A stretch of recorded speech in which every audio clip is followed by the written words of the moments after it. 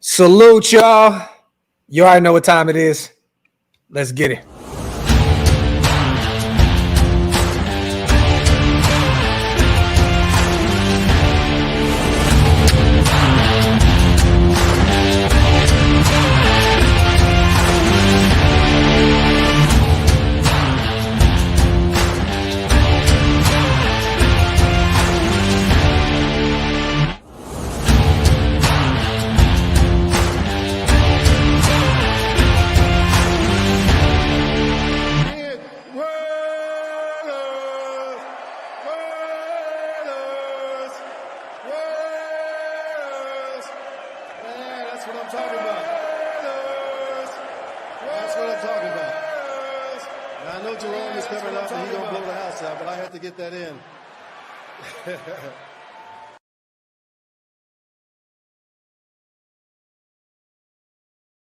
Yo, salute to everybody already here in the building, man. Y'all know what time it is.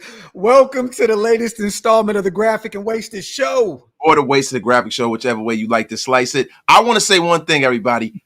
This time, it was not me. For once, I was not the one that made us late. Applaud me, everybody. Please applaud me. Yes. Now, look. I was on time, damn it. You guys, I tried to do something special today. Salute to my brother Ant. I was trying to upload my new intro. That'll probably be the last time you guys see that intro. Well, you know what? We like to be nostalgic here and there. We'll definitely show. Salute to my brother Chuck. But we have a new intro. Wasted has one on the way as well. So I was trying to upload it last minute. So we were 2 minutes late. So yes, I give it to Wasted. We were all both on time, but it didn't work out the way I tried to work it out. Yes, yes. And listen, the equinox is finally upon us. Damn it! Yo, it all aligned, baby. I was on time. I went to the gym. I took a shower, worked, and I was here on time. Damn it! Applaud me, everybody, one more time. Thank you. You definitely were.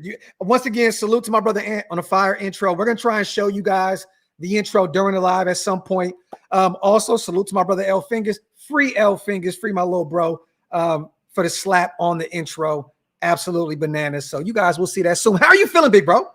I'm feeling great, bro. Listen, I listen, bro. Even though it's 95 degrees, I know people in Las Vegas are like, yeah, hold my beer. It's 100. People in Texas, mother. Yeah, true. You don't count though. I just gave you your flowers. I can't get mine. No, yeah, come on, you know how it goes. It's nasty. It's like, no, bro, no, it's hot as hell down there too, bro. I saw it. Yeah, but bro, I feel excellent, bro, because yo, man, anytime we get a chance to come through here like Snoop Dogg and them kicking down the buildings, even though that was a nasty moment in hip hop, to kick down narratives in Raider Nation. That is what we are here for, yo. We are the habitual narrative killers. Yes. That's what we are, yo. We kill narratives habitually. I'm very happy that you mentioned that, big bro, because today we are starting a new series, you guys. It is called Killing the Narratives. This is episode 1. You know, we do this all the time, but we're going to actually make this a series. Anytime we see some bullshit on the internet that pertains to our team, we are going to come over here on both of our platforms, yes, sir, and we are going to kill all of that because we are seeing all the noise. We know it's the off season, right? And I find it funny, Wasted, that everybody waited until the slow part of the season. Everybody knows we have a month away from training camp. Right in that window where there's nothing to talk about. I mean, I took 5 days off. I've never taken 5 days off in my life. There's nothing to talk about. I didn't want to come on here and just shoot the shit and just do. Sometimes we don't want to do that, but we are going to start a new series starting here today, you guys, where we're going to start knocking down buildings like Wasted said. We're going to Snoop Dogg, Dog Pound, New York, all these false narratives. Okay? I know it hurt, but hey, I didn't say nothing wrong. That hurt. I know. So real quick. While Wasted gets his heart back intact, salute to Ira on gifting 5 Raider Nation Unlimited membership. Salute to all people in Wasted Talents Army. Is that how you say it? Yes. Thank you, sir. Thank you, Ira. Appreciate Ira, you. One of the GOATs over here. Salute to my brother Ira. And we got a super in here real quick as well. Salute to Stan King. I'm feeling the energy building up, fellas. Let's go. And Stan, we're going to have some fun tonight. we don't know how long this show may go. We're gonna have some fun. We're gonna definitely try to get as many questions in as possible. We have a lot of articles that we have to go over, you guys. So stay tuned because there's gonna be a lot. Salute to Niles as well. Fire the nation. Salute Niles. Bro, hold on, yo. Rest in peace to the Say Hey Kid, the greatest baseball player of all time, Willie Mays. Wow. 50. Whoa. Ira is losing his mind today.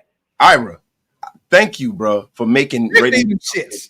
Let's go. Salute to Ira in the building, gifting 50 Raider Nation Unlimited Wasted Talent memberships. If you guys missed out on that 50 piece, hit the links. They're pinned up top. It's the best way to support what we do over here. Thank you, Ira, my guy. I appreciate you. In this league, y'all are really helping us today. Keep the lights on over here at Shieldmore. Salute to my guy on gifting 5 OLV Raider Network memberships. Yes, rest in paradise real quick, you guys. To Willie Mays, I didn't see that, man. That's nasty, nasty work.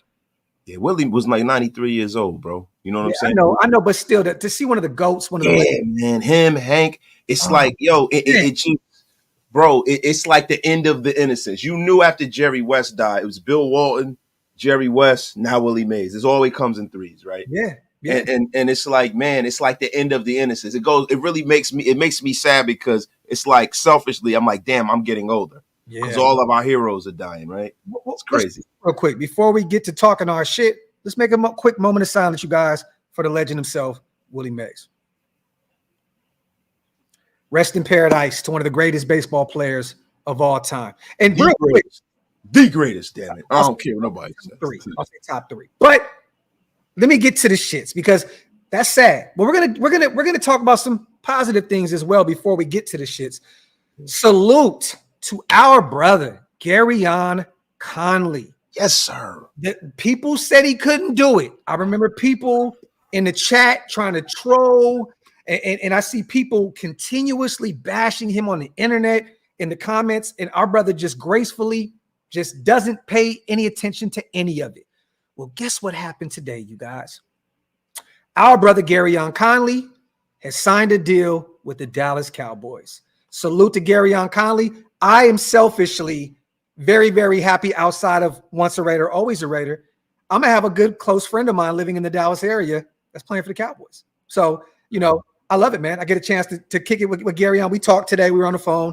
And he's going to come on the show, you guys, very, very soon. He already said anytime. You already know. So we're going to bring him on and talk about his new contract, kind of beat him up a little bit about the Raiders, Cowboys. You know how that goes. But salute, man, to our brother, man. Once a Raider, always a Raider. Garyon Conley worked his ass off, man, to come back from that injury, to play for the Defenders in DC and the UFL, to becoming a Cowboy. And we know the work just started here, Wasted, right? Training camp is coming up. They have Bland, they have Diggs, they have a shit ton of talent at the cornerback position. He knows it's a steep hill to make that roster, but we believe in our guy. And hopefully, man, God has it in his plans to have Garyon play in the NFL. But real quick, Garyon, you've been trying for 5+ years, I believe, to get back into the league, and here we are.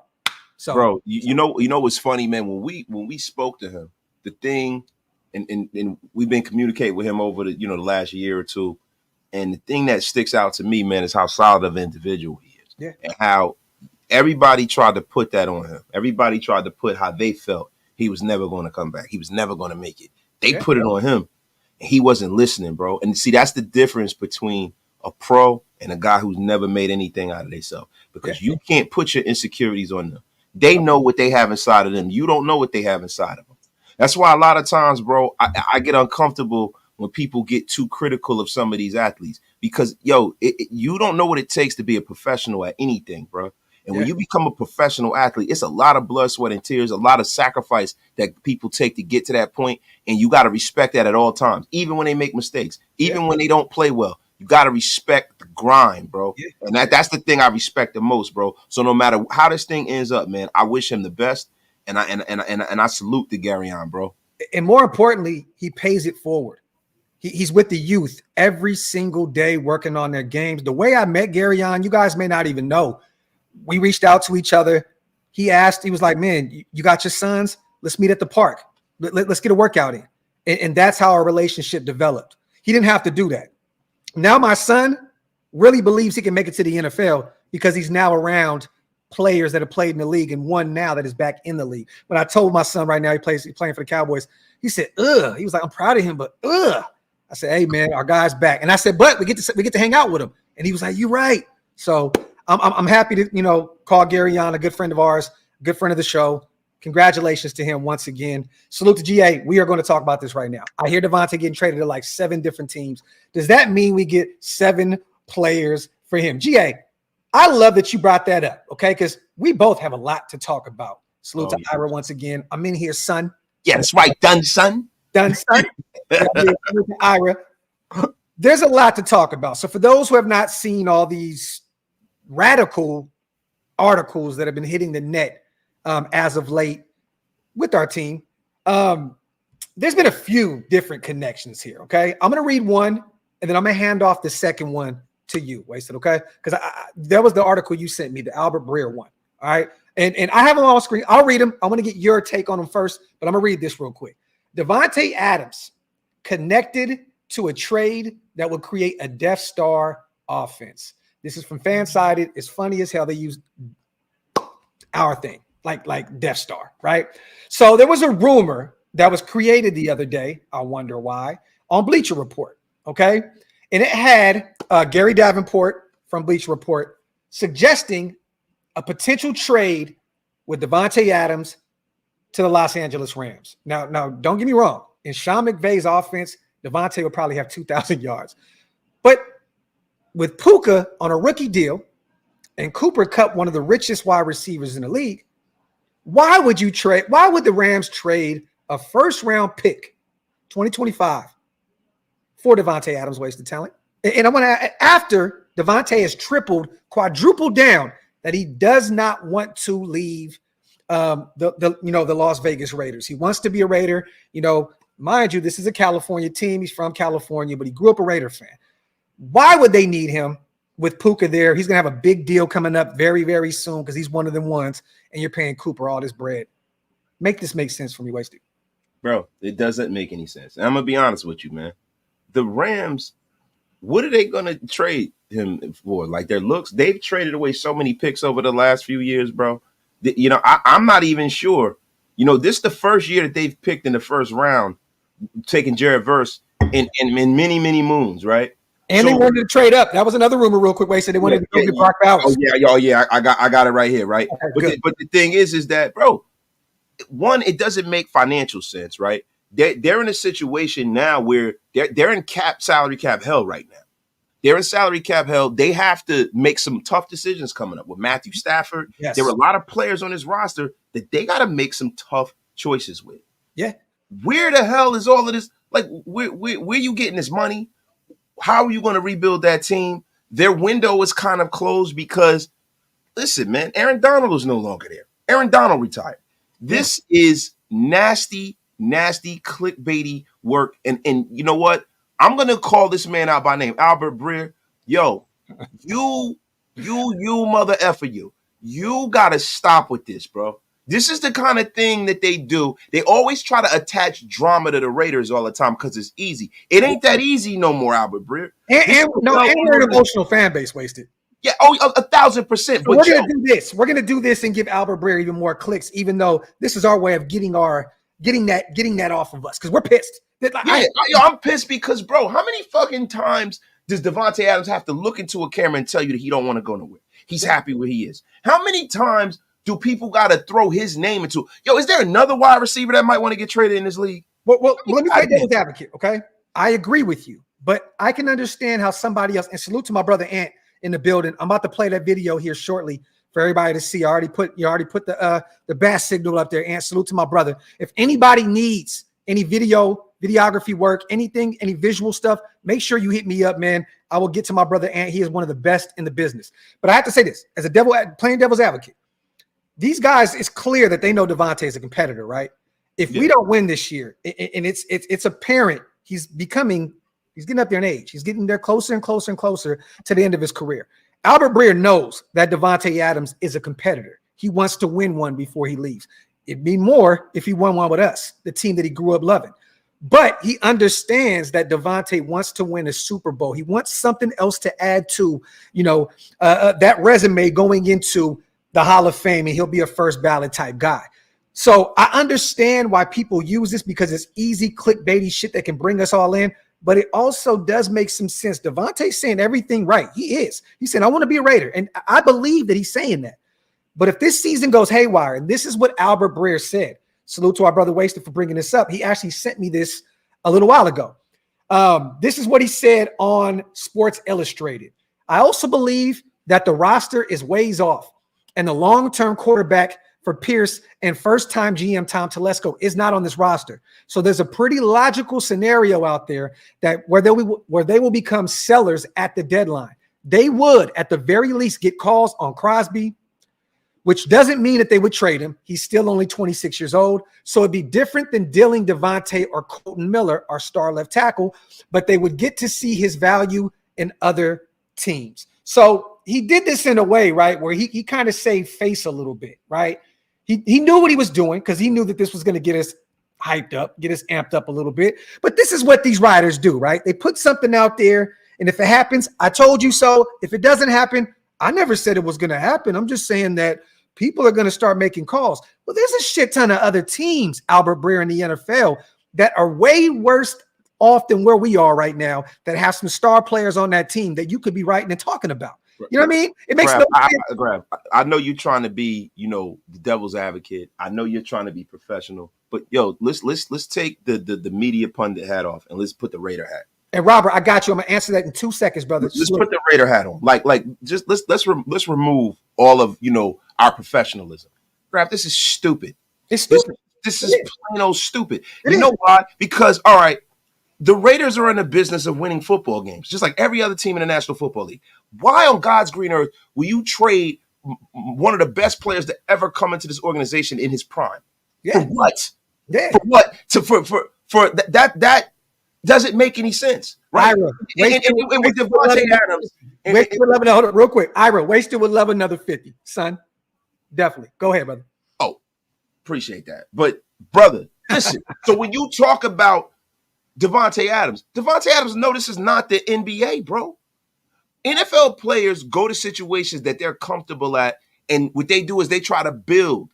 Just because the team is a ways off based off of what they think does not mean that's necessarily the case. All it takes is for Aiden O'Connell to throw 30 touchdowns and his defense to round into shape. Yeah. And then what do you have? You have a team that's at the top cross defensively. You have a team that has a myriad of talent all over the place. Every team in the National Football League are just a player or two and a coach or two off from winning. And the Raiders are very, very close, man. I'm not saying that because I'm a Raider. I'm saying that because if you look at our roster, there are not a lot of skill positional groups in the National Football League that is the equal to the Raiders. Yeah. Why are we so far off? Who says? But it's because of the quarterback situation, Wasted, right? Look, we heard all the smoke, you guys. I've talked to plenty of people out there, Wasted as well, out there that covered OTAs, that's seen everything firsthand early on, in this process before training camp comes. The defense was absolutely dominant, Wasted. Absolutely dominant. Yes. But once again, it was without Devontae Adams. It was without Colton Miller. There was no helmets. There was no pads on. So, but this defense is going to win us some football games. And I think that people are not giving us enough credit on the offensive side of the football. Yes, Luke Getsy is definitely a major question mark. Aiden O'Connell, definitely a major question mark. If Gardner Minshew wins the job, definitely a major question mark. The running game with Josh Jacobs gone now, for all pro guy, running game is definitely in question. But when you have guys like a Jackson Powers Johnson that you get in the second round, is going to be a bully for us on that offensive line. When you have Colton Miller coming back after rehabbing that shoulder injury, one of the best left tackles in the business. Yes, I'm saying that not only because he's a Raider, but he always goes under the radar because he's a Raider. He's one of the best left tackles in the game. You have Devontae Adams. You have Jacoby, probably a wide receiver one on a few other teams, at least a high-end wide receiver two anywhere else outside of the Rams and the Cincinnati Bengals and a few other teams, right? But he is a high-end guy. Then you have Trey Tucker that I'm hearing right now is absolutely smoking shit. Like, bro, did you see his build? Put more weight on, muscles. Trey is in for a major season this year. So let them sleep on the offense. I understand why people could say, Devontae, Devontae doesn't play on the defensive side of the ball. But right now, for the first time in forever, we have a dominant defense that's going to win us some football games. And they're going to give the offense so many more opportunities to score. At some point, that offense is going to be forced, if they start off slow, to get it together. Because they're going to have plenty of opportunities this year, Wasted. I'm telling you, Jack Jones is going to have a big year this year. He's going to end up being one of the top corners in the NFL. Yeah. Promise you. Period. Then you have one of the greatest defensive lines in the NFL right now. So we have all the pieces, but there is question marks. You have to have a really good run game. You have to have a competent quarterback. There are a lot of you have to have a competent signal caller on the offensive side of the ball.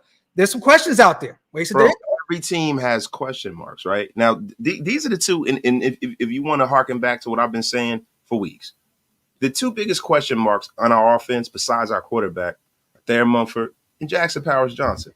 And I feel like if those are your two biggest question marks, you're in good damn shape. Yeah. Because Jackson Powers-Johnson is a rookie.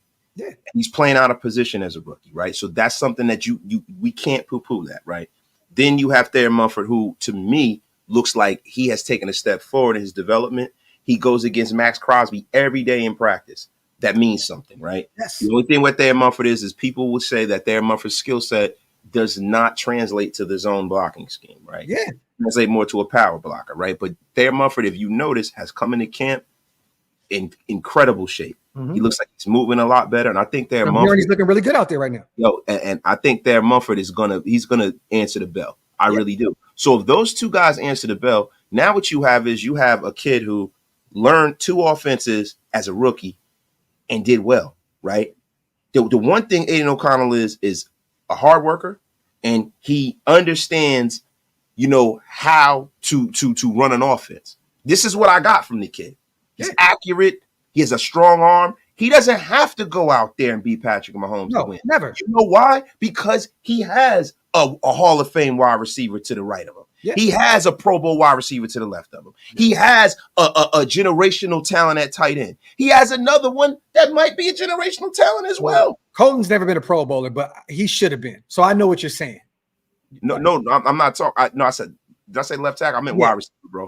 Okay, my bad. I meant wide receiver. I'm talking about what you were. Okay. Either way. So that's what I'm talking about offensively, right? So you have that, and then if that line is intact, then I don't see any good reason why this can't be a team that's a top 15 offense. If you got a top 15 offense and a top 5 defense, that equals the playoffs for me, brother. And let's do this real quick, you guys. Let's get to the Max Crosby talk. Do you think for once this guy said he would potentially ask for a trade if Antonio Pierce wasn't our head coach? Do you think for once, especially watching Tom Telesco, never give up on Khalil Mack, never give up on Bosa out there, move Max Crosby at the deadline in year one of his job? Do you think that makes any sense, coming in and doing the Gruden thing and getting rid of our best player year one and force us into a whole rebuild? Does that make any sense? A guy that went to bat and said, get me out of here if you get rid of AP. Potentially, get me out of here. Do you think that Tom Telesco will come in here and interfere with that? Let me tell you something. Mark Davis will come down out of that booth and fire that man on the spot. Get the F out of here. Mark Davis knows that's the cornerstone of this damn organization. That's the one thing about Mark Davis. He doesn't meddle, but if he has to, he will. Yeah. Mark Davis, and I'm glad that people are starting to give Mark his credit, man. He deserves it. Like there was an article today, I don't know if you read it, where they were saying that the Raiders are a competent and good organization. Yes. And the ownership group is getting their flowers. Mark Davis deserves everything that he gets, bro. Because he's a damn good owner. He ain't letting nobody trade. Like, come on, bro. Like that's what owners own for. It's the same thing back in New England when Belichick's ego got a little bit beside itself. Yo, Robert Kraft said, "You're not trading Tommy. Yeah. The F is wrong with you." And it's malpractice if you get rid of Max Crosby. But the thing is this, and I think this is what he was trying to allude to, Wasted, right? Is if you potentially trade Max, you pick up a bunch of draft capital, some future first, and then you can go identify the quarterback position. You cannot replace a player like Max Crosby. He's not only a football player, he's a leader off the field, locker room, all across the board. This dude, you cannot, we've said it since day one. That's one player. I understand the Devontae shit. I get it. I understand it. Even Colton Miller, me and you, I think were the first people to flirt with the idea of potentially packaging him up to go get a quarterback in this last year's draft, right? Because Think of it like this. I'd be fine with that. Yeah, because Mumford can play left tackle. And let's just say we just drafted Glaze, and let's just say he gets it right, or Dalton Wagner figures it out. Either way, I'm okay. I want to keep Colton Miller, but if it takes to move off from him to get some draft capital to potentially get your quarterback in the future, I'm cool with that. Max is off the table. Once they mention Max, when I seen Devontae, I'm like, okay, clickbait. This is what they're doing. This is the sexy thing to do right now in the media is write these false articles, go out here and say Devontae this, Devontae that. When I see Max, it was just like, I don't even want to even like. Yeah, I really don't. This is a fantasy, bro. Matt Crosby is a transformative piece, and that I haven't seen since Ray Lewis. Yeah, like real rap. And I'm not just blowing smoke because I'm a Raider fan. I haven't seen a defensive player transform an organization this way since Ray Lewis. Yeah. Do you understand what that means? He is a culture tables. There have been many great defensive players that have been in this league since Ray. There have been guys like Julius Peppers. There have been all kinds of guys, right? You got Chris Jones, Aaron Donald. But let me tell you something. The first thing people talk about in every press conference, from coaches to advisors to the owner to the GM, players, is Max.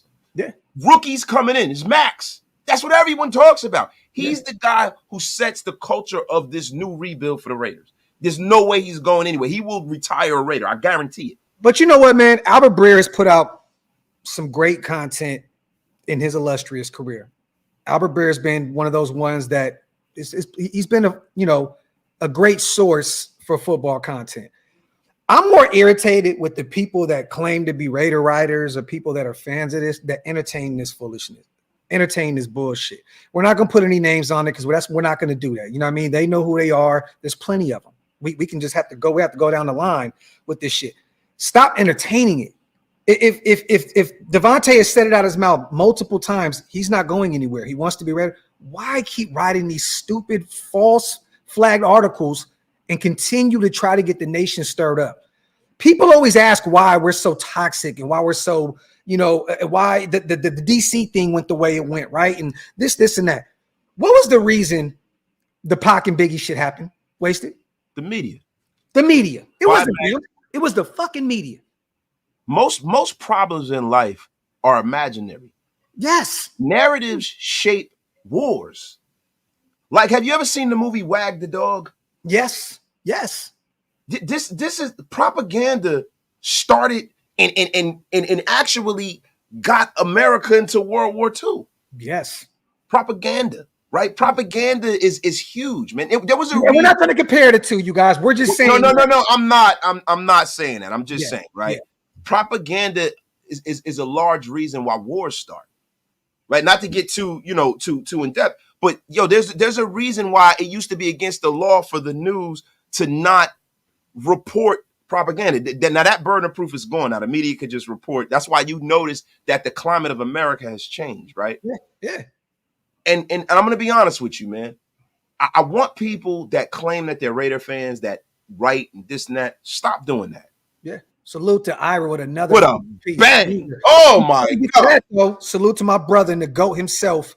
Hug D's on gifting 5 OLV Raider Nation Network membership. Salute to my brother, man. I appreciate you. Rick Glenn, yes, this 2024 team is better than last year's team. Salute to you on a $5 donation. Salute to Stan King. What's y'all favorite play scheme from first down to third? In short, with our current backfield, what y'all looking to see to develop right away?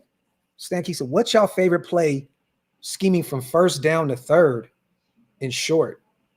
Well, elaborate on that, Stan. Yeah, like what's the down and distance? Where are we at on the top, that side of the field? Elaborate on that, Stan, and we got you, brother. I promise you. I want to get your answer or your question answered, brother. But you got to elaborate a little bit on that. Salute to S. Dot. The hell are you guys talking about? The biggest question mark is Saloon Doors, Andres Pete at left tackle. Yikes! Totally suspect. Yeah, but bro, he's not gonna start. If Andres Pete starts, then we're in trouble. We know this. So like we're talking about the penciled in starters. But bro. At the end of the day, right? When we start talking about all of this stuff, stop parading yourself around as some Raider fan and just parade yourself around as a media pundit. Yeah. Because if you're willing to just go out there and throw out false narratives just to get clickbait, bro, then stop. Like, and I say that to content creators too, bro. Yeah. Cut that shit out, bro. Like, you got to have some kind of loyalty. Be responsible, man. Be responsible. Have some kind of loyalty to this organization, this fan base, bro. I'm getting tired of this, man. There has to be some rules in this shit, man. Yeah. And now it's time to put our foot down in this shit. Salute to Hug. Bro, this whole team is fired up and ready to grind. They all been told to follow Max's grind. These fools in the media went from politics to football. Salute to my guy, Hug. And M. Raider, I love that you said this, right? Because, once again, your starting left tackle is not out there. Some of your starters on the offensive line aren't out there. Your best wide receiver, one of the best wide receivers in the game, was not out there during OTAs. They're going to struggle in a new system. There's continuity on the defensive side of the ball. Patrick Graham is year 3, in his tenure here with us. Max, the only thing that you really added to this defense, is truly is the Pro Bowler and Christian Wilkins. I mean, that's it. You pretty much are going off of what you had last year, building off of what you did. And then you went and got some guys that, trust and believe in the draft that may play some type of role at some point, Richardson and Tommy Eichenberg and so on and so forth. But yes, there's no reason to stress out about hearing Aiden and Gardner Minshew maybe struggling. I've seen a few picks were thrown. I think Richardson and Devonshire came up with one. I know Jacorian Bennett came up with a few. That's good news, man. Your young guys are out there getting some reps and getting their hands on the football. That builds confidence, Wasted. That gets your young pups excited and be like, I can't wait to play football when this shit matters. Salute to my guy Marco in the building, man. That's my guy. Once again, Ira, the GOAT. We appreciate you, brother, as always. I love this because the other day he came up on my show and lost his absolute mind. So Wasted deserves this after especially putting on a great show yesterday with Sanjit. Salute to Ira. Man. Thank you, Ira, for supporting the channel, keeping the lights on over here, man. For real, man. Yes, man. Salute to the Mokes. How much better is Luke Getsy's offense versus Josh McDaniels' offense? Are we really going to make a run? Raiders, we don't know. The Mokes, we don't know because that offense failed without Tom Brady. Josh McDaniels, right? And then without him, it was non-existent. We couldn't run the football. We couldn't throw the football. We couldn't do anything. In Getsy's scheme, at least these last few years, they didn't have a quarterback that could run how we wanted it to run, but they ran the football effectively. They still had a 1,300-yard wide receiver in DJ Moore last season. Cole Kmet started showing signs of a superstar in the making. So I'm going to go Luke Getsy. Now, if you put Tom Brady in that system, I'm going JMJ. I mean JMD.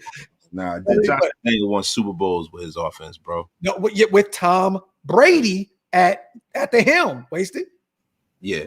I mean, listen, bro, at the end of the day, it's not like he went to the playoffs with other quarterbacks. They won 10 games with Matt Castle. Like, and I'm gonna be real with you, bro. Listen, the problem with Luke Getsy, bro, at this point is that, he's in a situation where he has to really, really, really show and prove, because I'm of the estimation that if Luke Getsy is a dumpster fire, you can't even keep him through 1 year.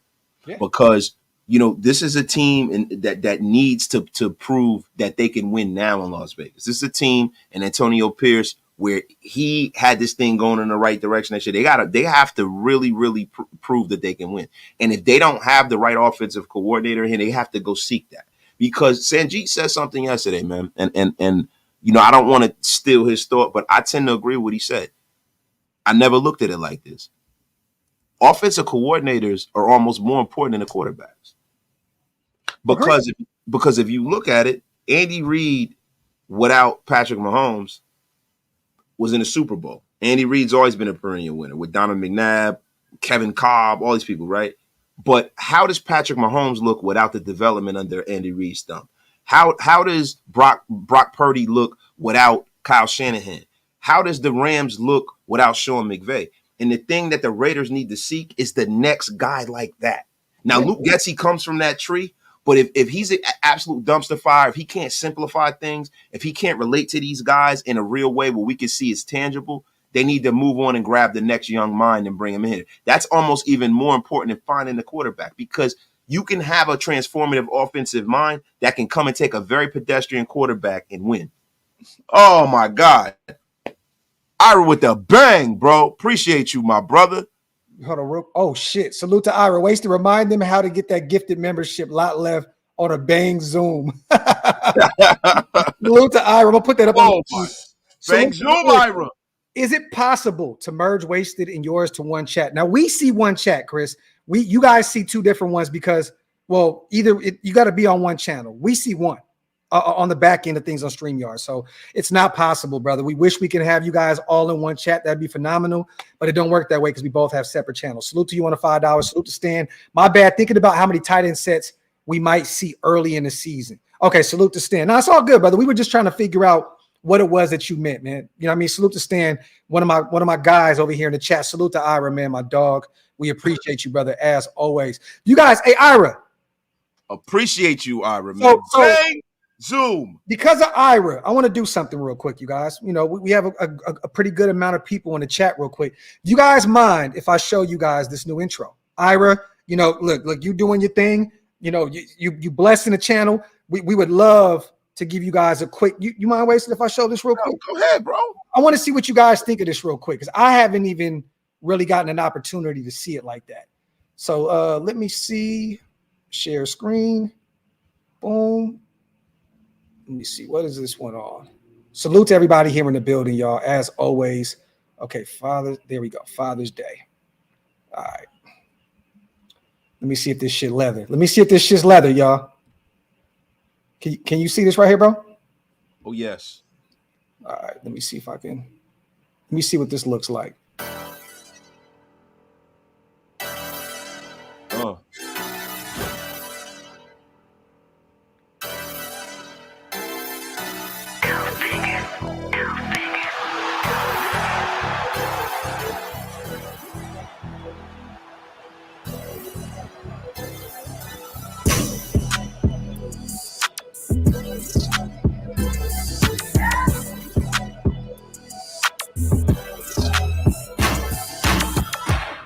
Short and sweet.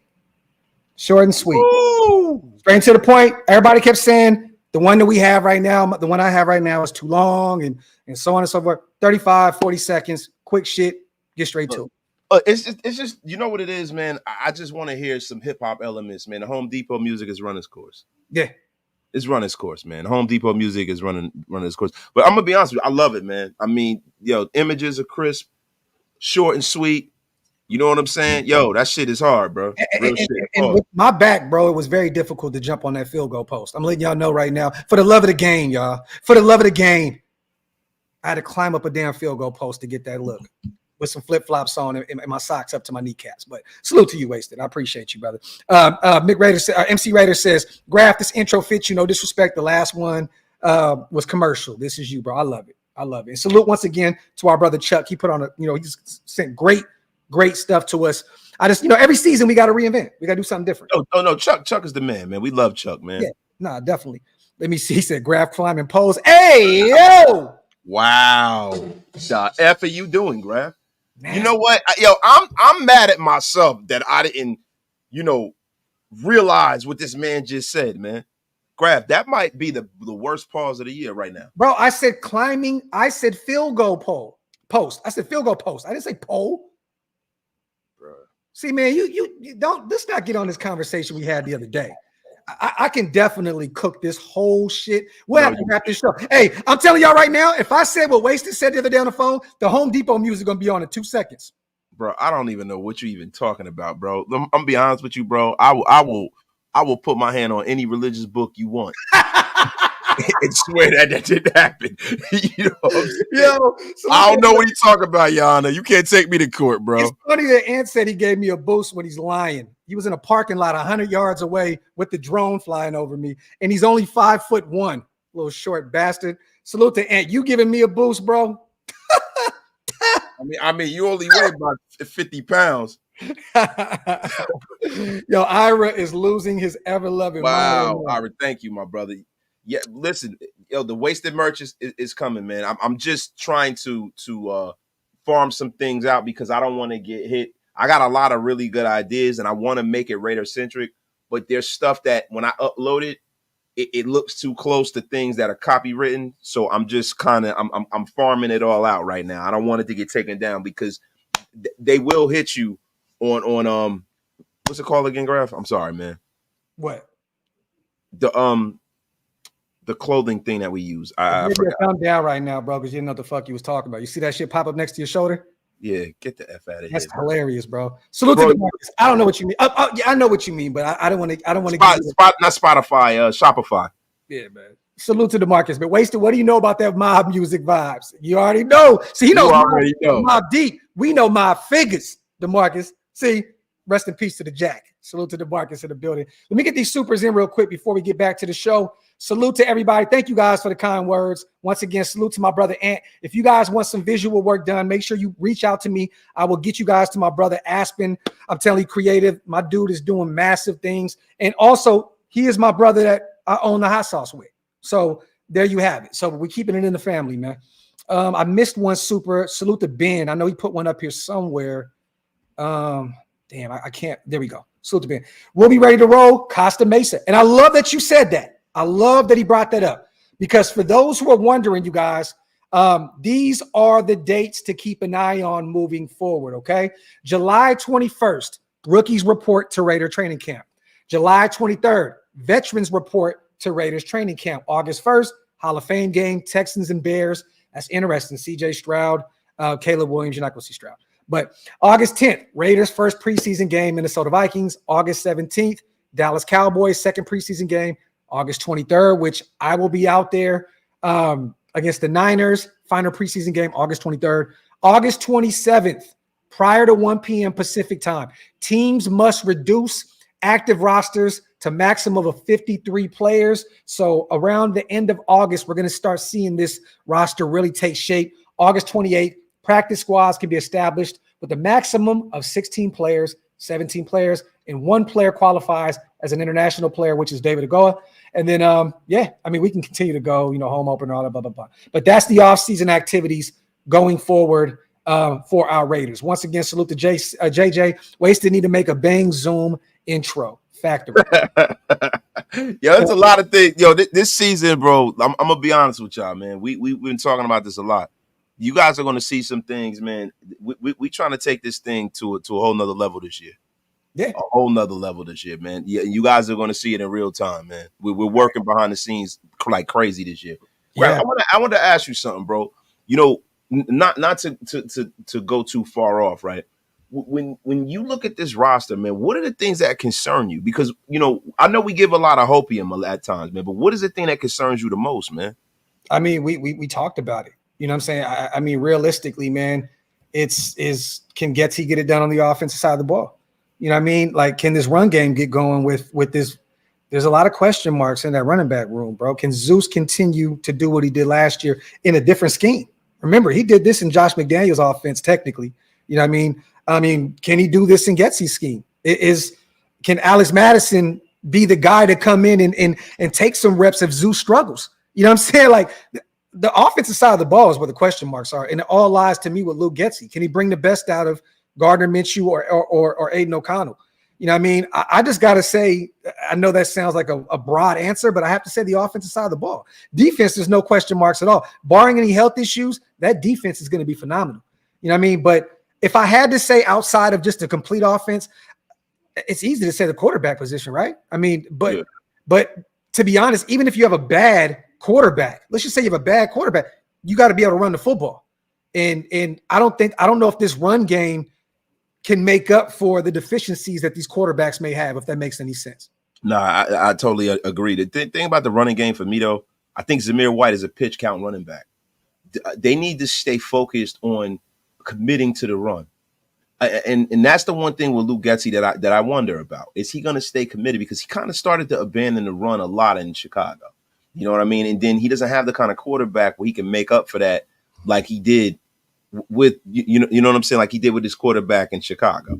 When I think about that Getsy offense, man, I look back to the game where he started a third string quarterback in Tyler Bagent, and it looked pretty damn good. They beat us. Yeah. Right. So, but I'm going to be honest with you, man. I don't really worry about Zamir White if they give him enough carries. I worry more so about the fact that he's not a pitch count guy. He's definitely not a pitch count guy. You got to give him the ball. You got to give him the ball. Yeah, you got to give him the ball. You got to give him at least 20 carries a game. I wonder about that. They have to stay committed to the run. My biggest concern is, does Luke Getsy have the intestinal fortitude to stick with a plan and adjust when need be, but don't abandon the run too fast. Yeah. Don't try to be too complicated. Some people say he's like the Paul Gunther of offensive coordinators, and that worries me. Yeah, me too. Salute to Jeremy Chuggs. I know this probably ain't our guy, Salute to my bro, though. He's asked if we're going to go to training camp. There has not been an answer to a lot of the questions in the nation yet, Jeremy, about are fans available to go? Is it open to the public? I'm hearing a lot of rumors and rumblings of potentially just season ticket holders. But I know that they're trying to get a few things squared away before we do hit training camp, because they do want to make it open to the public. So if it is open, I may fly out to LA. I definitely would love to go out there, hit the OC, you know what I mean? And I got family out there and stuff. So definitely, if it's open to the public, you may see me out there. I don't know Wasted because his busy schedule out there on the East Coast, but I probably will be out there. Salute to Jeremy. Yeah, listen, I'll tap in. The thing is this though, are they gonna allow us, bro? Because it's not looking that way. Like the Raiders have become a premium brand now. Yeah. If you've noticed, the Raiders have left the Walmart and Target ranks, and they've gone all the way up to North. That is our brother Chugs too. Salute to Chugs. Chugs, what's up, you big burrito back looking? Chugs, what up, man? Little case filled up with bars of soap, bastard. Oh my God, Chugs, you look like a shaved hamster. Yo, salute to our brother Chugs, man. Salute to the big Valboski. Salute, gents. Salute Nation. Regarding Getsy, I believe the unsung hero this year that no one is talking about will be Marvin Lewis. I feel his mentorship will elevate Getsy and the yo. I mean, do you think that he's going to have too much to do with that? I don't know if Marvin Lewis is really going to have his hands on. Yeah, I mean, Marvin Lewis is there really to coach the coach. Yeah. Marvin Lewis is there to develop Antonio Pierce. Antonio Pierce, listen, let's be honest. Now, we talk about question marks. There's a question mark there. We don't question what kind of man Antonio Pierce is. We don't question what kind of leader he is. But what we question is that the technical ability to be a head coach, knowing when to call timeouts, things of that nature. And he looked like he did pretty well last year. But I'm saying that way to say he's a defensive-minded guy. So I don't know why he would have his hands really in the pot in terms of Getsy. Salute to Big Balboski, but this guy has been a linebackers coach, defensive side of the ball. Like, he's been a head coach for Cincinnati. Don't get me wrong, 15 plus years. But this guy is a defensive-minded guy. He's there to not about just that though. Like Tom Coughlin, right? Tom Coughlin is an offensive guy, right? But if you're a good head coach, that translates. You know what I mean? Bill Parcells, defensive guy. Freaking Bill Belichick, defensive guy. And I'm going down that tree, right? But that knowing how to coach is what we're getting at. The schemes and stuff are what they are, right? But it's how to structure your practice, how to get more out of your guys, when to lean off, when, that kind of stuff, man. I think those are the things that guys like Marvin Lewis, guys that have been there before and done it at a high level, Tom Coughlin coming into the building. These are the things that this young coaching staff needs. They need experience. Yeah. They need experience. And people don't realize how vital that is to these young coaches. If you look back on any Super Bowl team, there's always a guy there that was some grizzled old guy, was a part of a winning culture. And they come in there and they help from time to time, man. Yeah. They really No. That's no shade. I'm not trying to knock Marvin for not. I'm just saying he's a defensive-minded guy. I think that, like you said, he's coming in to make sure that AP is successful.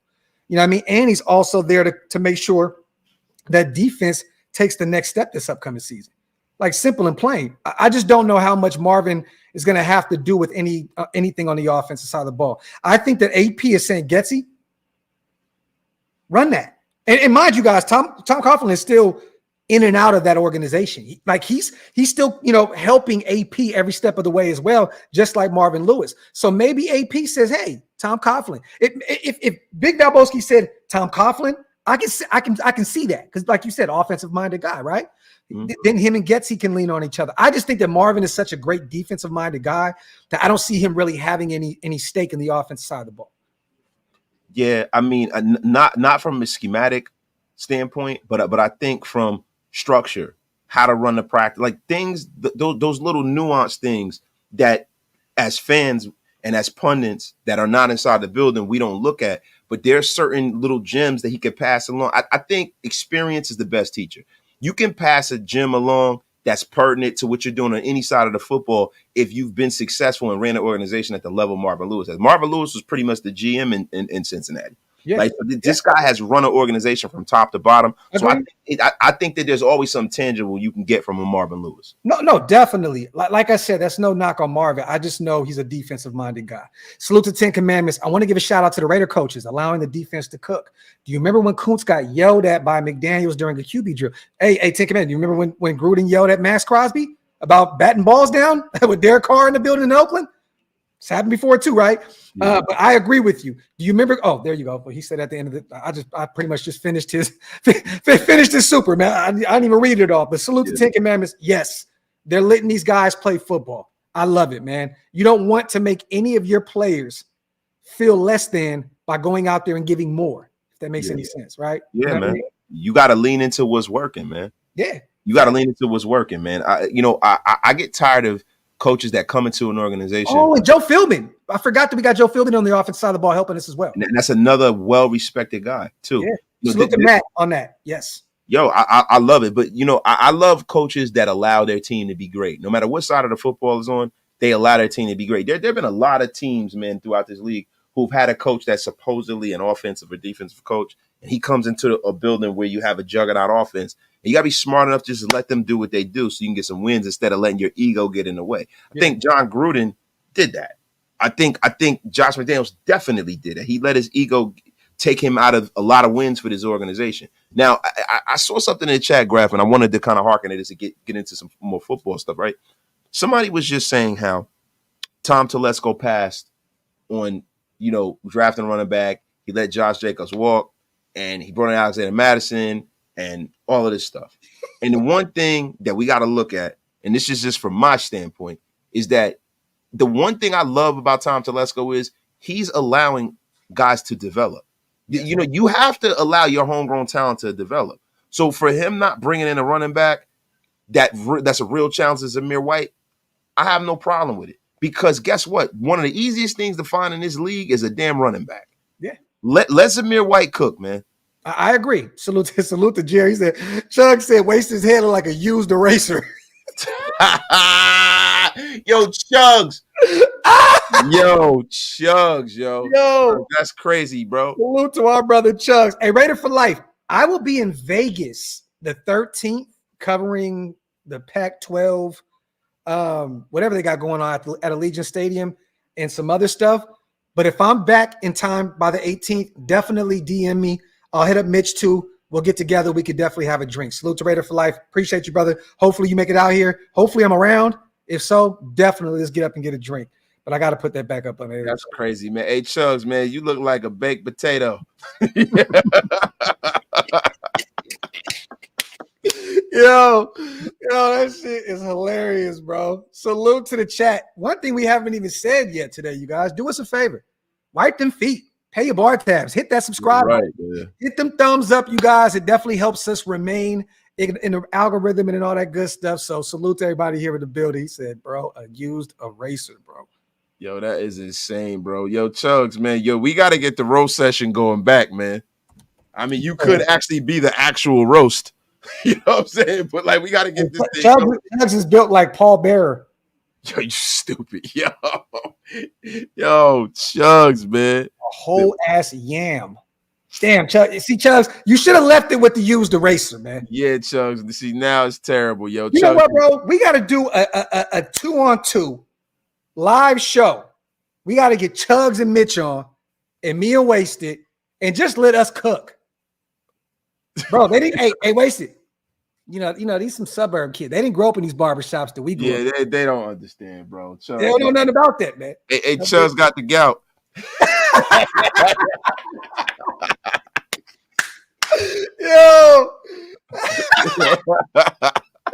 Yo, Chugs like a kneecap with fluid in it. Oh my, yeah, that's stupid, bro. Yo, Chugs, man, stop. Yo, Chugs, don't do it to yourself, bro.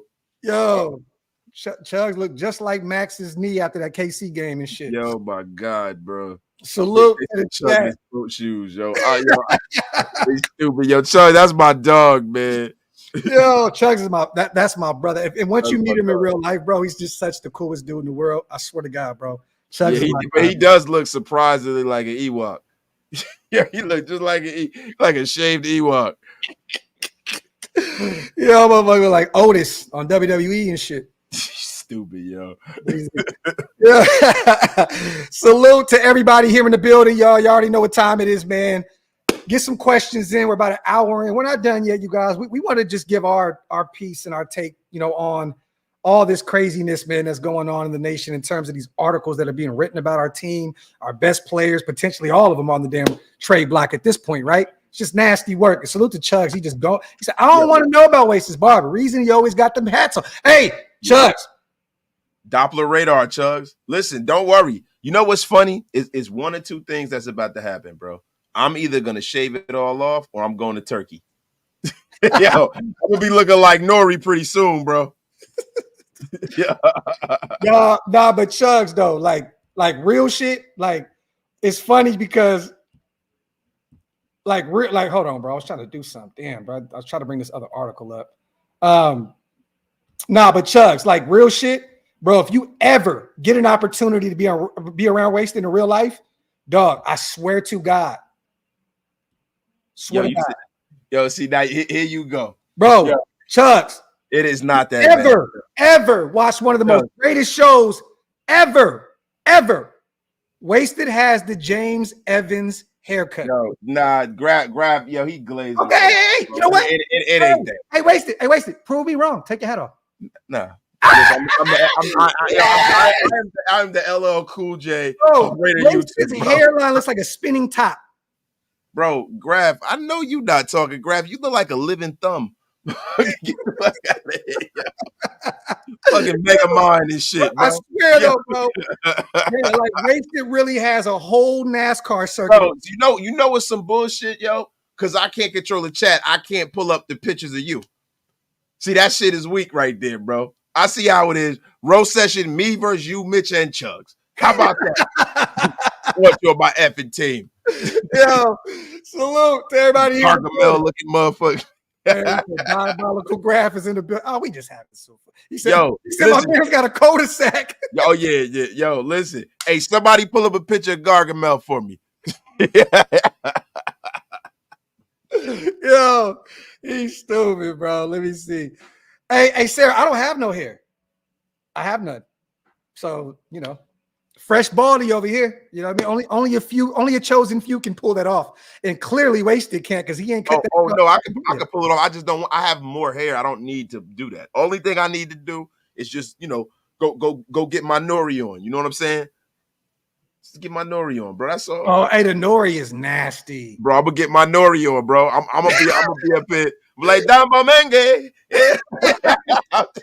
Yo, Nori pulled up to work the other day with a whole new set of hair. Yo, that's what I'm gonna do to you, bro. I'm gonna have Lego hair. I'm telling you right now. Nah, bro. Hey, bring me one back, bro. Bring me one back, bro. Yo, let me say, Wasted with the comb over, more money, man. I'm trying to tell you, bro. I'm telling y'all, bro. The Sherman Hemsley, yo. The bird.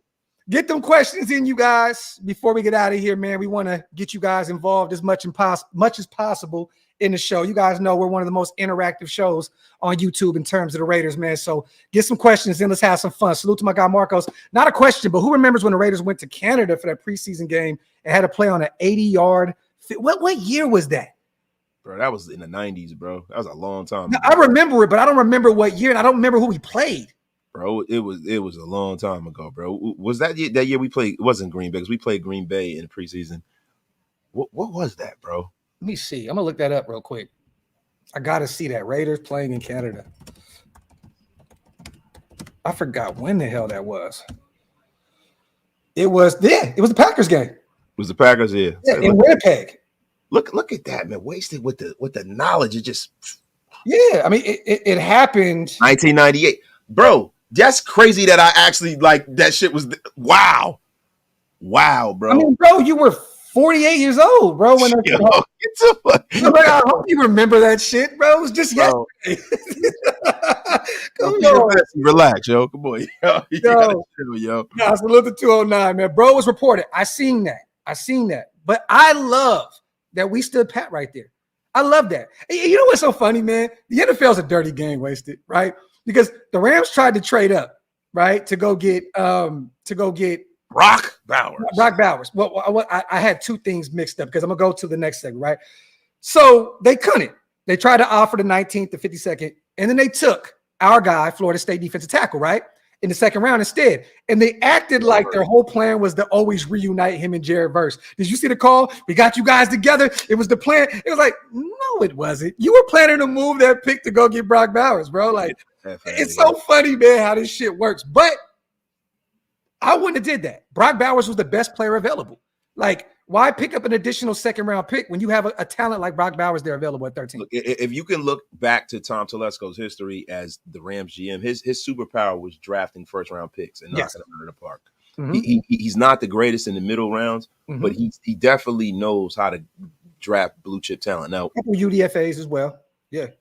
So now you look at the Raiders, right? He came into a situation where he has a bunch of superstars. So now you just need him to add to that. Right. And he's been doing that. He's going out on free agency. He's done well. And I think Tom Telesco has been held back by the management of the Chargers, to be quite honest with you. Yeah. You know what I mean? I think that's one of the main reasons why they've kind of given Jim Harbaugh the keys to the castle, because they understand that they don't know what they're doing. Salute to S. Dot too. He said I look like powder with a beard. Oh no, S. Dot, you son of a bitch! I'm so mad I can't see what you look like because, bro, we be over here cooking. But Rob, fuck you, the meathead of Shillmore. But I have to say this because you did put up a super earlier and I didn't answer your question. Living in Texas, I thought it was a sin being from California listening to country music. I moved out here. My brother Ant put me up on it. Bro, I am a country music aficionado now, bro. I love country music. Love it. Like if you go look at my Apple Music, a bunch of country music. I love it because rap music is terrible these days. Bro, if you listen, bro, let me tell you something, bro. If you come out with some Old Town Road shit, bro, come on, yeah, you gonna fuck up my friendship, bro. Tell you right now, bro. Okay, well, look, take your hat off. I won't listen to country music no more. You know what I want you to do, bro? You kiss my ass. Don't try to press me. Don't try to press me. Hey, you put our friendship on the line for country music. Salute the Raiders. MG's, man, what is Coupon Tom doing with that cap space? He's chilling. No way. Bro, you guys got to understand something. We have 11 starters on this team that are on their rookie deals. They have to replenish these guys, bro. Must laugh like me. Nah, but in all seriousness, yo, you have to think more abstract than that. It's not like he's in this job for 1 year. I know we live and die with the team every single year, right? But he's looking down the line because he wants to be the GM in 5 or 6 years. So you have to plan out like that financially. You got guys like Nate Hobbs who are going to need a deal. He's rookie deal, right? You got Jack Jones, rookie deal. You have some integral parts of this team that need to get paid, bro. And where's that cap space coming from? I think one of the problems with the Raiders back in the day is that they were cash poor and they were always trying to put butts in the seat. Right now, we have the cornerstones of our team signed and locked up, and we don't really have to move until we need to. Yeah. But salute to Stan, though. Appreciate you on a $5 donation. Let me see. This goes. I got the Derek White. Y'all stupid, yo. Turn into a whole just complete roast session for a whole nother hour and shit like that. Let me see. There was something else I wanted to ask you though. But regarding the salary cap, you know, we've talked about this a million times. There's no real reason to rush. Like Wasted said, that was the best way to summarize this was Tom Telesco 5-6 years down the line still wants the job, right? So he knows that he needs to have some money to be able to shape this roster, put this thing together the right way. He doesn't want to just ship off draft capital just to do so. He knows that you have to be able to draft to build a team the right way, to have some sustainable success. So at the end of the day, man, he's doing it the right way. The thing is, some of these guys got to earn their contracts too, Graphk. I didn't mean to cut you off, but yo, some of these guys have not really earned the money they're probably going to look for, right? No. To us as Raider fans, we're like, oh, we got to keep this guy. This is a make or break year. Some of these guys got to go out there in the field and put it on tape. Yeah. I think the one guy, if you're going to jump the line and sign is Malcolm Kuntz, because he seems to be a special pass rusher, right? And if you sign him now, his deal ending will line up with the time if Tyree Wilson is the goods. Yep. They were intertwined with each other, and you make that decision accordingly. Now, if Tyree Wilson doesn't round into the kind of player that we think he can be, then now you still have Kuntz and you keep that dynamic duo of Max Crosby and Kuntz together. So I think Kuntz is the guy. And I think if you want to get out ahead of the Jack Jones situation, you might want to do that. But other than that, I will wait. You can't right now. Actually, you realistically, you can't.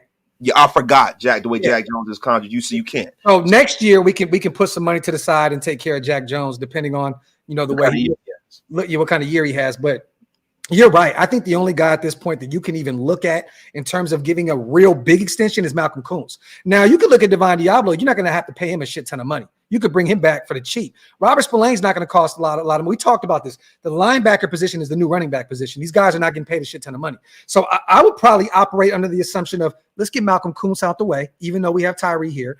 Let's take care of our linebacking core, bring these two guys back, for the cheap. And then we'll see what kind of year Nate Hobbs has. If he can stay healthy, then because at the end of the day, if you're bringing back Nate Hobbs, he's gonna be paid nicely. He's gonna get some nice money. But he has to show that he can stay healthy. He has to show more in coverage. He can't just be a guy that plays the run well. We need more than that. And then Merrick has to have a big year. Like safety is becoming one of those forgotten positions at this point.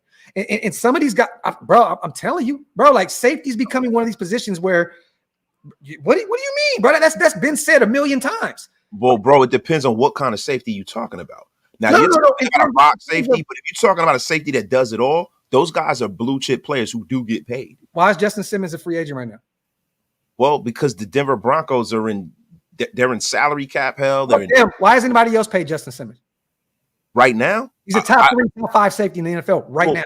Well, I'm gonna be honest with you, man. I think it's timing, right? I don't think that is a forgotten position, right? You got guys like a couple years ago, Jamal Adams getting the bag, right? Mm-hmm. You got guys like Javon Holland that gets the bag, right? You have not yet. Holland is definitely gonna get the bag though. Well, but I'm just saying. So it depends on what safety we're talking about here, right? Now, if he's, but you said it yourself, Jamal. That's why it's a lost position because you paid all that big money and left all that draft capital on a table to go pay Jamal Adams, who's been asked. All right, so let's put up some facts here. Jesse right? Bates got paid a shit ton of money and looked good out there in Atlanta last year. All right. So safety. We're gonna go to safeties. I'm gonna go on SpotTrack.com, right? And we're gonna look at the way some of these guys are getting paid, right? Like, so you got Xavier McKinney, right? I got Brock. I got Brock. So Xavier McKinney is getting paid. He has a total contract value of $67 million. That happened this year. Yo, he had $23 million guaranteed at signing, right? Mm-hmm. And where did he go? He's on the New York Giants, right? So, no, he's on the Green Bay Packers. Okay. Right? Chauncey Gardner-Johnson went to the Eagles, $27 million. Darnell Savage. How many years? 3 years. Okay. That's not big time money. Yeah, but the thing is, it's in context, right? He's getting paid, bro. He's getting paid, but that's not big time. Jesse Bates got paid top-notch money.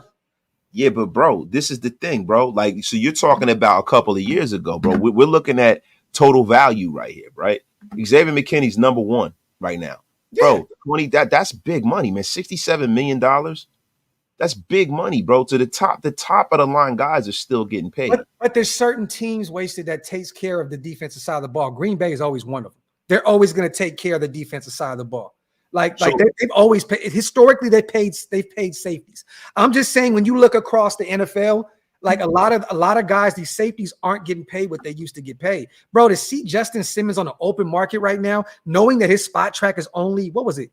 I forgot. Was it $11 million, $11.9 million, somewhere along the lines?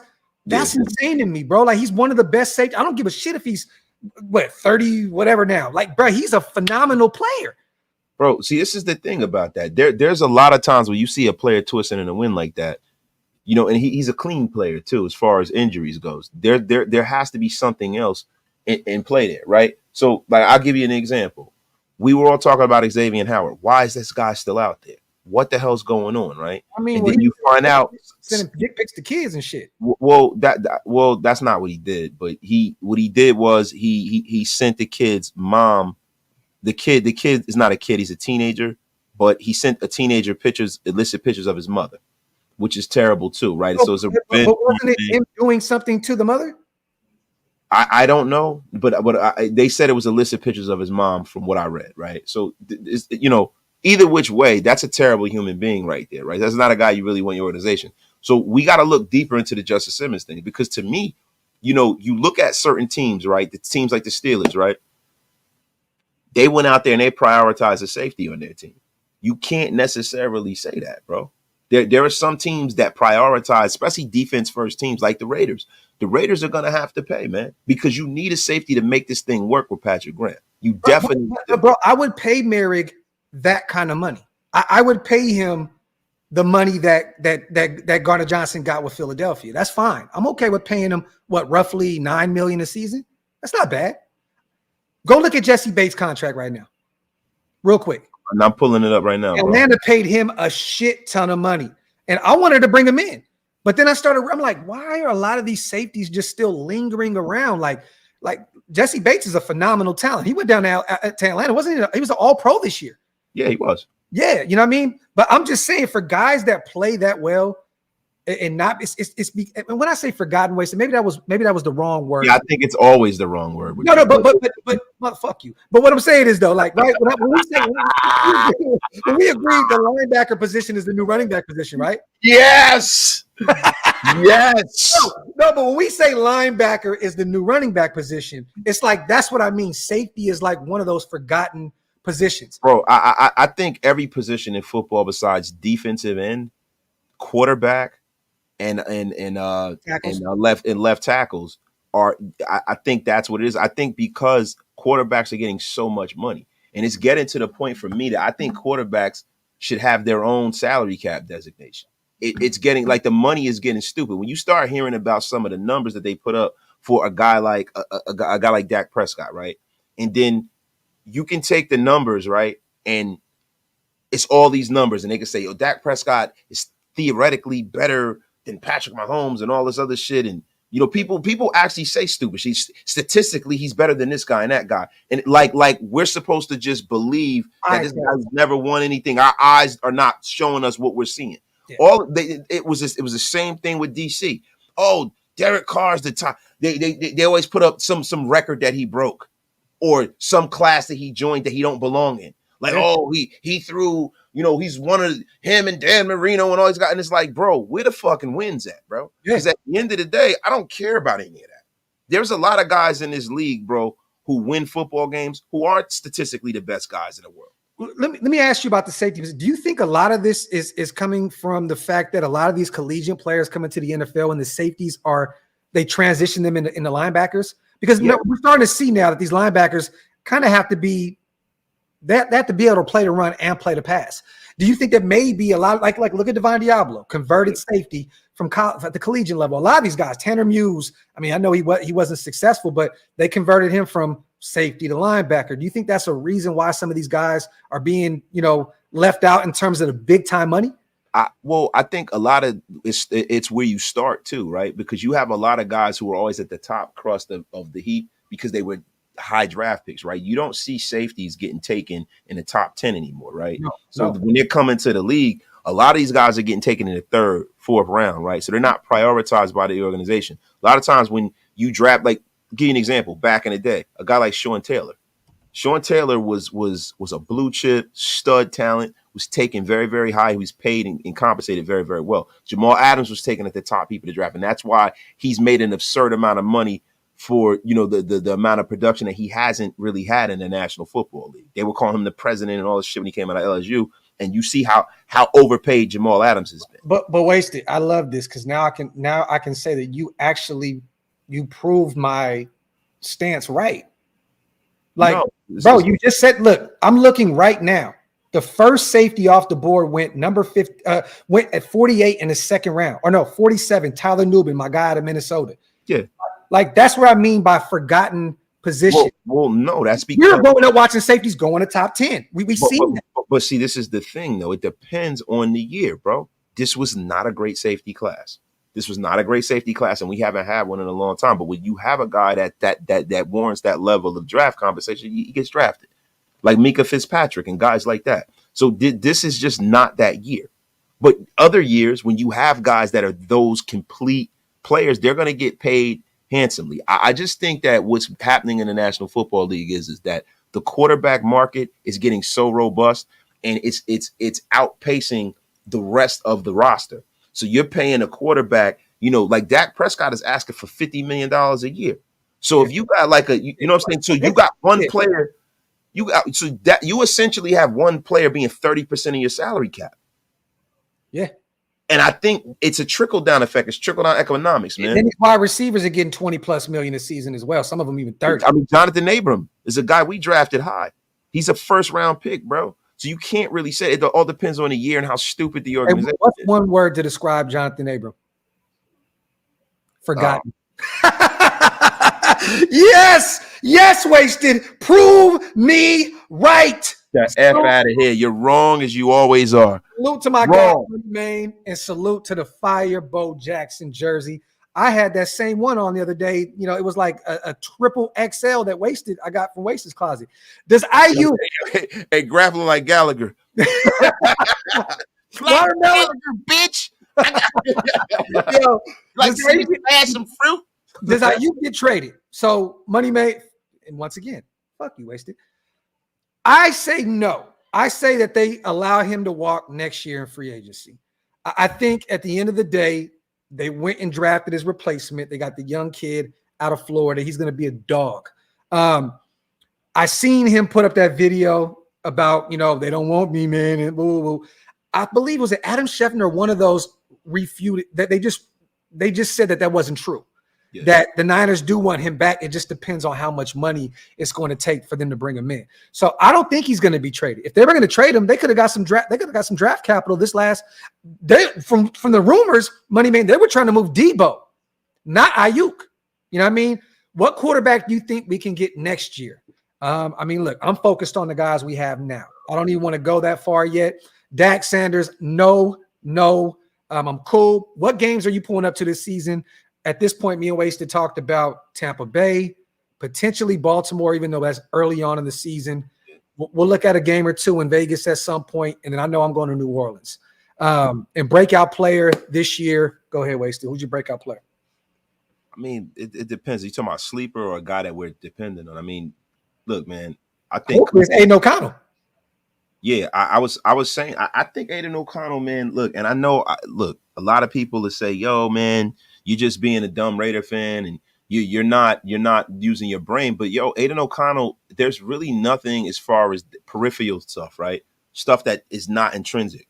Mm-hmm. He has, everything peripherally. He has a number one receiver. He's not coming into this, throwing to, flotsam and jetsam. He has a running back that's physical that can get him yards and short yardage. Well, there you go. That might be your answer right there, Zeus. You know what I'm saying? Yo, my breakout player, bro, to be honest with you, if you talk about a sleeper though, bro, look, I'm going to be 100% real with you, bro. I think it's Thayer Munford, bro. I think Thayer Munford might start flying at the top of the crust of the league. I have a lot of faith in Thayer Munford. A lot of people don't like Thayer Munford, bro. I think Thayer Munford can have a Pro Bowl season, man. So sleepers, that's a great one. If you're going to go sleeper, I'm going to say this, you guys. I think Jack Jones becomes a superstar this year.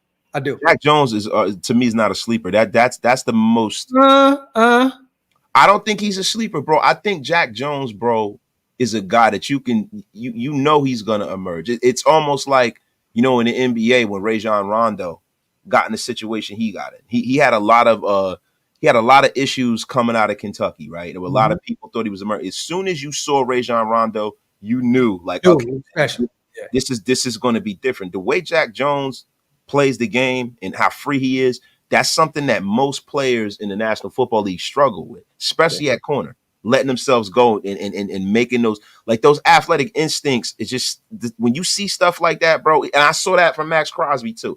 I think that's the worst kept secret in the league. That guy's a star. You know what though, Money Man, let me add on to that.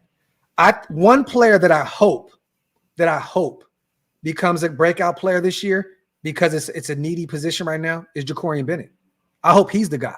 Because I think we're set at every position, right? You look at Epps, you look at Merrick, our safety room is intact with Trey Taylor and Palomar and those guys right there behind them, ready to go. The defensive line is phenomenal. I think Tyree's going to take that turn this upcoming season as well. But I'm hoping and praying it's Jacorian Bennett, because that's the biggest question mark outside of, and I'm not talking about the offensive side of the ball. Defensively, the biggest question mark to me is that cornerback 2 spot. I'm hoping it's Jacorian Bennett. I think if the linebacking core can stay healthy this year, Spillane, Divine Diablo, Tommy Eichenberg, Luke Masterson, they're going to be good. I think we're going to be all right at the linebacker room. But I'm hoping and praying Jacorian Bennett is the guy. There's a guy that no one's talking about that I think is going to do well, and he's going to have at least 6 to 7 sacks this year. Janaris Robinson, bro. Do you think that he can have, I don't even want to say a Malcolm Kuntz year? No, because he's not that level. Like, he is a guy. How is he in the field wasted with all those guys we have, bro? Like, does he even get a true amount of reps to make that kind of production? Yeah, I do, because I know Patrick Graham and the way that he does things, he's going to keep that defensive line fresh. He always uses so many different looks and stuff like that. I think our defense is going to be so dominant. You're going to have guys, I think they're going to keep more defensive linemen than people realize. Question for you, Wasted. Do you think at some point, we keep talking about this NASCAR package, do you see a package of 4 pass rushers and no defensive tackle, just a clear passing down? Do you see Max, Robinson, Tyree, and Malcolm Kuntz out there together? Yeah, because Tyree is essentially a defensive tackle. He has the size and the strength and the power of a defensive lineman. He learned how to use his hands. That was why I love the way they developed him. Yeah. You're going to see that package because Tyree Wilson is a more athletically gifted Justin Tuck. When they used to run out with the Giants, Justin Tuck was the defensive tackle. Right? And I think that was the guy I compared Tyree Wilson to, was Tuck. Look, man, I could see that happening 100 times out of 100, man. Yes, definitely. I love it. Salute the Money Man on the $5 donation, and salute for the great questions. Salute to everybody here in the building. DeMarcus says Crosby, Robinson, Kuntz, Wilson. And to be real with you, Webb, we can still add another pass rusher. And I'm going to be honest, like I've said this. I know we've talked about a few names. Carl Lawson is a guy that I would love to bring in. I would love to bring him in because that's a guy that can potentially give you 5 to 7 sacks a season. You know what I'm saying? Like, that's a guy that's performed at a high level before, and then it's just been kind of down. And he's a physical specimen, Wasted. Yeah, I love Carl Lawson. But the thing about Carl Lawson is he is a guy who needs to be paid a certain. No, hell no. I mean, bro, this isn't the Carl Lawson you're getting coming out of Auburn. This is not the same guy. This is a guy that fell out of favor with the Jets last year. Realistically, hardly even seen the field. And don't get me wrong, they had one of the greatest defensive lines in the NFL. Bro, but this guy has earned a career earnings of $37 million, bro. His average base salary. He was a first-round pick. Yeah, I know. That's what I'm trying to say. Like, bro, he's not coming for Cleve Farrell. Go ahead. Bro, this is the thing. He's a guy who's been productive in the National Football League as Cleve Farrell. Like, this is a guy who had a contract for 3 years, $45 million, average salary of $15 million. I don't see Carl Lawson coming here for less than $8 million, right? And for our team, to me, that's a little too rich for my blood. To be honest with you, as a pass rusher. Let me see something. I want to see market value. I want to see. There's no way, bro. The way he fell out of favor last year in that defense, there's no way I could see Carl Lawson even looking at that type of money. Career average per year, $6 million a season. Yeah, but we're looking. You're talking about the career average because they're averaging in his rookie contract, right? But if you look at when he was in the money with the Jets, 2021 and 23, 3 years, $45 million, average salary of $15 million, $1 million signing bonus, bro. Where's the market value? Why do they make it so difficult now to find this shit? Because the market value is fluid, right? So it's like, what's really the market value, right? What's really the market value? I'm trying to look right now to see if I can even. They have. So let's look at some other free agents that are commiserate to what kind of player he is. That's kind of how you get the market value, right? So positions. Let's go to defensive ends, right? So where would you red circle Carl Lawson? It looks like $5 million is Spot Track's number right now to bring in the Carl Lawson. Right. So let me ask you a question, right? So Spot Track is always, they're not always right on time, right?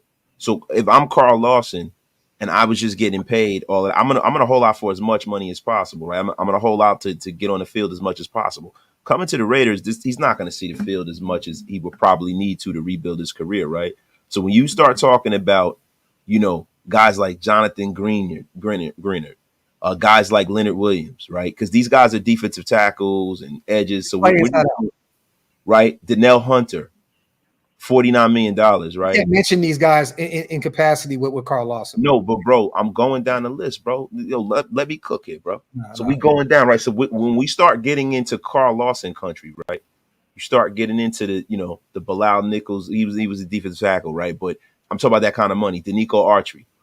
You start getting into that kind of place. The Leonard Floyds of the world. These guys are making $20 million, man. I mean, Jadeveon Clowney has probably been a better player, but he's a little more longer in the tooth, right? So even if you go down to an AJ Espinoza, right? He's making $6 million a year, bro. Yeah. I mean, all I'm saying is this. Would you think Carl Lawson's a better player than AJ? AJ, my bad. I mean, but Bud Dupree's been hurt, right? Bud Dupree's a guy who's AJ. I like it. I don't know. I think they're kind of like around the same player. All right, so Carl Lawson's never had over 10 sacks in his career, ever. The most he's ever had is 8.5 his rookie season with Cincinnati in 2017. He did have 7 2 years ago with the Jets, but he's never had over 10 sacks wasted. All right, so my thing is, so he's in that 17 to 20 area, right? The Marcus Davenports of the world, the Malcolm Roaches of the world, the Shaquille Barretts of the world, the Jerome Bakers of the world, right? These are guys that they're not just they're all, they're edges, but they all play different positions, right? But I put up edge rushers, right? Okay. So it all depends, man. So it depends on what kind of team he's going to. Now, I think Carl Lawson is a good enough player where he's going to pick the situation that's best for him to get on the field, and the Raiders are not that. Yeah. Right. And I think agreed. That's the first thing you said right in this whole conversation. Listen, Graphk, I have to educate you once again, right? So when you start talking about Carl Lawson, if he goes to a bad football team, because it's looking like if he does get picked up, it'll be to a bad team, right? Yeah. Because he's trying to get paid, man. He's still young. He can get the Bilal Nichols treatment, right? Go to Arizona, that type of shit. Yeah, that's what I'm saying. So then that contract looks about $8 million, bro. $9 million. What did he get, brother? He got what, seven per? Bilal Nichols, like 7.5, somewhere around there. Yeah, and this is a guy that really wasn't as productive as Carl Lawson. It was. Yeah, he was ass. Asparagus. Yeah, man. All I'm saying is, I don't have it. I like the idea of Janorius, but I think you're onto something with Robinson having a good season this year. But you're right about the Carl Lawson. He may want to go somewhere. We're always right. Thank you. Applaud me. Bang zoom. He'll take a 1-year deal somewhere where he'll try to show his worth and get one more massive contract before he gets out of here, right? I mean, at the end of the day. But I mean, I don't know, man. We shall see. But either way, I would love to bring in Carl Lawson. I would love to bring him in, even over Yannick, because Yannick, that foot injury scares me, and Yannick can't play the run at all. You know what I mean? He's just a one-dimensional ass pass rusher. Yeah, and see, but that would be the kind of guy, if you could bring, Yannick Ngakoue in, $3-4 million, that'd be the perfect player to bring in with this team, right? Because if you bring that guy in, when you talk about pass rush, because he can rush the passer with his hand in the ground and standing up. So if you bring him in pass rushing downs, third and long, stuff like that, that's the kind of guy that you won't have to worry about having him in the run, right? You don't have to worry about him really defending the run. I just think, man, with the Raiders, man, we don't really need to. I think we need to add other places, man. I agree. I'm just stating that when you watch teams game plan against us, Wasted, right? Who do they not run towards? They never run towards Max Crosby. He's one of the least targeted in the run game pass rushers in the NFL. So when you have a guy like Yannick that's so weak in the run game on the opposite side, all they're going to do is run left. Well, they did that when he was here. Yeah, they did that. He was here. They did that to him in Indianapolis. They ran to him. I forgot, it was some crazy. I knew it was nasty work when he only had like 17 tackles or some shit. When was it? Let me pull his numbers up. Why you do that, Money Man? You that's a lot. Salute to Money Man. Hey, my dog said I'm getting my money's worth with my super chats. I ain't even mad at you, bro. Raiders making the playoffs. Look, I am a very, very optimistic Raider fan. I want to say this. If anything, we may be sniffing at a wild card. You know what I mean? I would love to sneak into the playoffs and potentially make some noise. I'll say this. We're going to be in the hunt, okay? Mayer, Bowers, more yards. I'm going with Brock Bowers, even though he's a rookie. I just think he's that dynamic. I think he's going to be all across the board, H-back, slot guy, tight end. I just have him putting out more production than Michael Mayer. Damn, it's nasty work, bro. What? Yo, when Yannick was with us, man, he played 17 games, right? He had a total of 28 tackles, 17 solo tackles, and 11 assists. He had 10 sacks, but yo, from a defensive end to have fucking 28 tackles, bro, that's nasty, bro. And you put that and then the next year in Indianapolis, 29 tackles in 15 games. last year, 13 games he played, he had 22 tackles, bro. Yeah, Yeah, that's why we moved on from him and brought in Chandler Jones, thinking that we were going to have one of the ones on the opposite of Max. You know what I'm saying? Like Yannick was absolutely terrible in the run game. You know, my man had 13 solo tackles and 4 sacks all season last year, bro. Like you have some. He broke his foot and he missed a lot of time. Well, what are you talking about? Last year, Yannick played 13 games last year, bro. He missed 4 games. Yeah, but 13 games, you only had fucking 13 tackles. You have games where like Max Crosby had like 11 tackles, bro. like you know what I'm saying? Like when did Montez Sweat come over there? Because remember, he had no sparring partner as an edge rusher. When he came over late in the season, remember? At the deadline, remember? Didn't he come over, come in the later season? Yeah, but bro, dog, who cares, man? I'm talking about tackles, not sacks. Tackles. You know what I'm saying? Look, bro, I agree with you on what you're saying. All I'm stating is that defensive line did not turn up until they got Montez Sweat over there. Yeah, well, yeah, but bro, within context though, all season, like some people say tackles are overrated stat, and I beg to differ, man, because that is the workman stat of actually a football, bro, defensive football. That is the workman stat right there. You know what I'm saying? Like, what are y'all doing? Like, whether that you're able to get after the quarterback or not, man. If you're up in the defensive line, what are you doing up there if you're not, you know, bringing a ball carrier down? Wasted at the end of the day, if you're not a guy that can set the edge as a pass rusher and get to the quarterback, you are disposable. There's a reason why Yannick has been all over the place. There's a reason why Carl Lawson really has this. Well, I ain't gonna say Carl Lawson because he's pretty good in the run, but he's dealt with some injuries as well. I'm gonna take him out of this. Bro, Max Crosby had 56 solo tackles. Bro. Yeah, bro, it's nasty. It's nasty, bro. Max is one of the ones. And money man, I got Max having a bigger year than Wilkins. I think Wilkins will have a big year, but I think that Max is going to have the bigger year because of Christian Wilkins. So there you go. And how many seasons does AP get? I think you give him 3 or 4 seasons. I do. I think if Antonio Pierce can make it to the playoffs within the next 2 years, I think he'll be our coach for the next 10 years. Yeah. Hey, I really do. I love this shit. Yannick is a target for your running back. No, he is. They ran at him. There were some crazy numbers, but like, well, they ran at him, bro.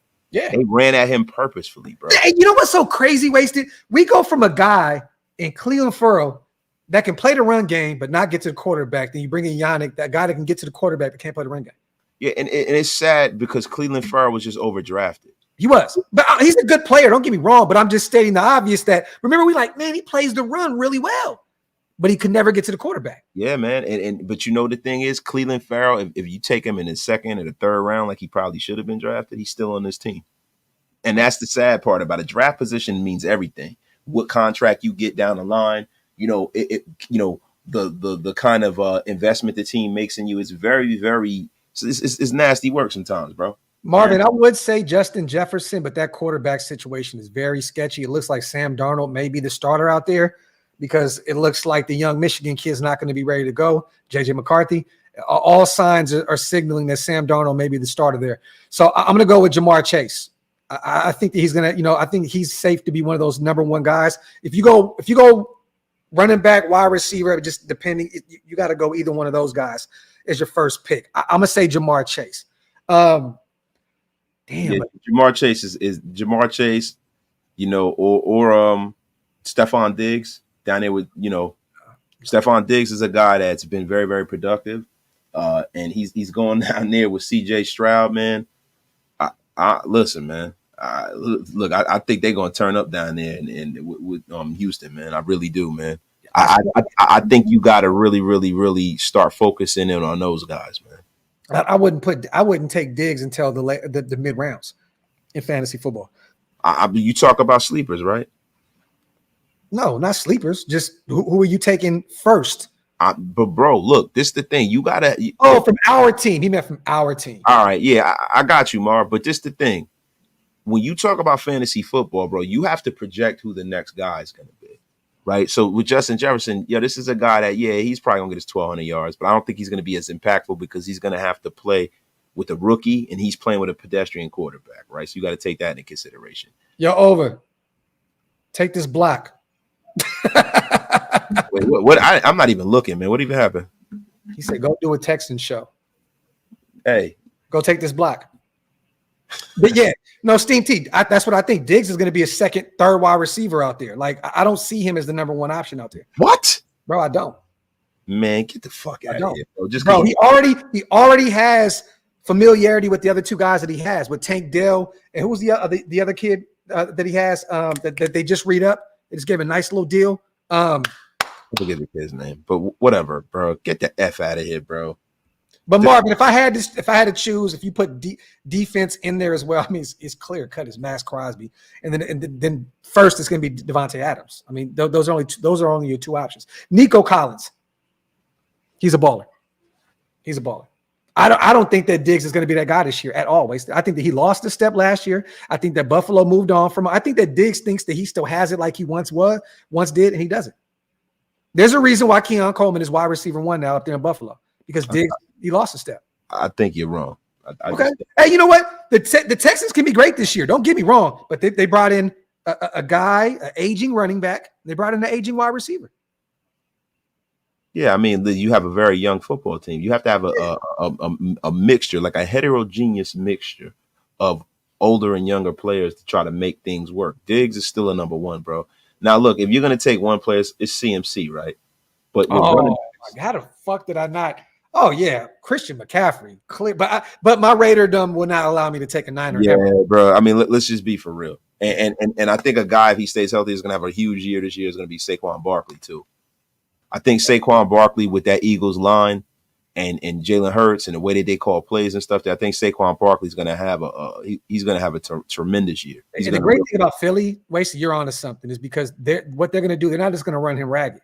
They have a great run game in terms of him and Jalen Hurts, right? And then they have a slew of weapons on the outside that they can throw. So what are you going to do in third and short? Poison. Like, what are you going to do? You know what I mean? That's a team right there. If Jalen Hurts can pass somewhere near the 70% range, that's a team that can really threaten to go to a Super Bowl. The Eagles are loaded, man. Definitely. We got to get out of here when we talking about other shit that ain't got nothing to do with our team. Yeah. I know. I was about to send you the text message. Yeah. Hello to everybody here in the building. We appreciate you guys, as always, for pulling up on us. Salute to the chat, the greatest chat in YouTube history. Make sure you wipe them feet, hit them thumbs up, pay your bar tabs, hit that subscribe button on both channels. I'm trying to get to 30K. Waste is on his way to 15. We need y'all help. If you're new here, hit that subscribe button. Definitely help us run those numbers up. Salute to everybody, man, that contributed to the chat today. Super, non-super, all these guys. It doesn't even matter. We just appreciate you guys for bringing that A game to the chat. And other than that, man, you got anything to say on the way out? Man, I just want to say thank you to everybody who supports us, watch us, donates to the channels. It helps move everything along, man. I'm glad, to be along for this ride, bro, because you guys are phenomenal, man. Thank you, everybody. There you go. Once again, love y'all. Appreciate y'all. OakLasVegas.com. Go get you some drip. PlanetRaiders.com. We're going to start uploading more stuff over there. I promise you guys, stuff is on the way.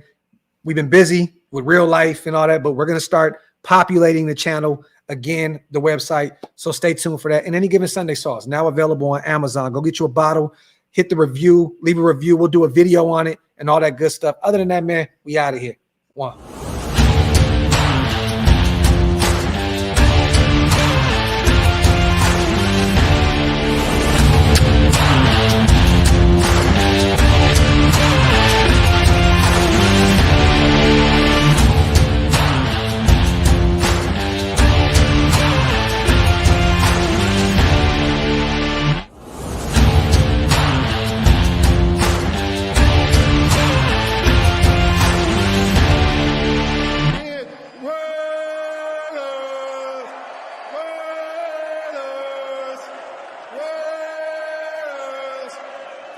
That's what I'm talking about.